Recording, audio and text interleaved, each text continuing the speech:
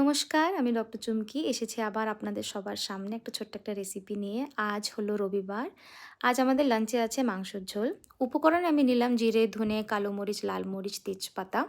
এটাকে আমি একটু টস করে নিলাম। তার সঙ্গে আছে আদা, রসুন পেস্ট আর একটু পেঁয়াজ কুচি আর আলু। আলুটাকে আমি সর্ষের তেলে ভালো করে ভেজে নিলাম। আলুটা কিন্তু মাংসের ঝোলে খেতে ভীষণ ভালো লাগে। এখন একটু কড়াইতে আমি নিয়ে নিলাম তেল, একটুখানি জিরে, লঙ্কা আর তেজপাতা ফোড়নে দিলাম। তার সাথে আমি পেঁয়াজটাকে অ্যাড করে দিলাম। আর তারই সঙ্গে আমি আদা রসুনটাকে থেতো করে রেখেছিলাম, এটা আমি অ্যাড করে দিয়েছি। এটা একটুখানি লাল লাল হয়ে গেলে তারপর এটার ভিতরে আমি মাংসটা অ্যাড করে দেব। তারপরে আমি ওটায় হলুদ আর লবণ দিয়ে দিলাম। এটাকে ভালো করে মিক্স করে একটুখানি কষিয়ে তারপরে এটার ভিতরে যেই আমি মশলাটা বানিয়ে রেখেছিলাম সেই মশলাটাকে আমি অ্যাড করে দেব। এখন এটাকে যেই দেখবে একটুখানি কষিয়ে নিয়েছি, তারপরে একটু কালারের জন্যে একটু কাশ্মীরি লাল মির্চের যে পাউডারটা ওটা অ্যাড করে দিলাম। একটু ঢেকে দিলাম।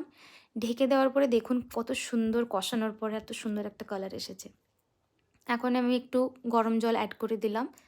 আর এই গরম মশলাটা আমি কিন্তু নিজে ঘরে বানিয়েছি। এটাকে তারপরে এর ভিতরে অ্যাড করে দিয়ে আমি এখনে সার্ভ করেছি। দেখুন কত সুন্দর হয়েছে আর খেতে যা দারুণ হয়েছিল। রবিবারটা একদম জমে গেছে।